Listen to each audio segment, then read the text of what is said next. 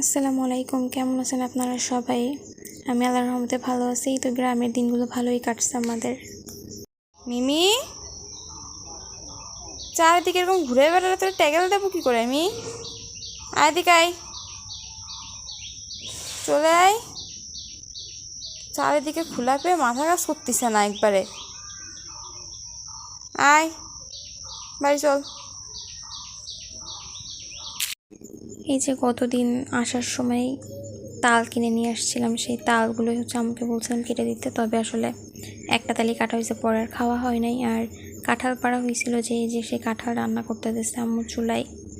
কাঠে চুলায় গ্রামে আসলে আসলে কাঠে চুলায় রান্না খাওয়া হয়।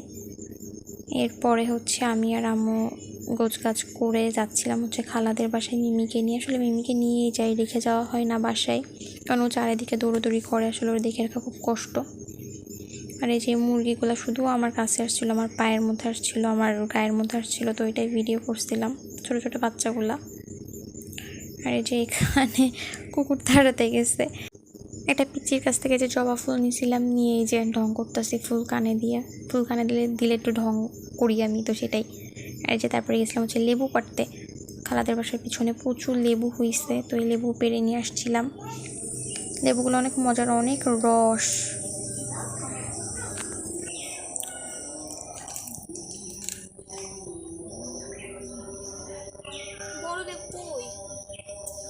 বড় লেবু পাচ্ছিলাম না, তাই বলছিলাম যে বড় লেবু কোথায়। তো যে কয়টা পাইছি বেশ অনেকগুলাই পেরে নিয়ে আসছি লেবুগুলা খুবই ভালো, দেশি লেবু, আর খুব ভালো স্বাদ। আর এই যে খালা এগুলো কি বলে, ধন্দু যাই হোক যেটাই বলে, এই সবজিটা পারছিল আর আমাদের জন্য আর কি এগুলা দিয়ে দিছিল। তারপরে এগুলা নিয়ে এই যে বাসা থেকে বের হয়ে গেলাম আবার আমাদের বাসার জন্য। এই প্রতিদিন এই হয়, সকালে উঠে এই বাসায় যাও, বিকেলে উঠে এই বাসায় যাও। তো যাই হোক এইভাবেই যাচ্ছে দিনগুলা।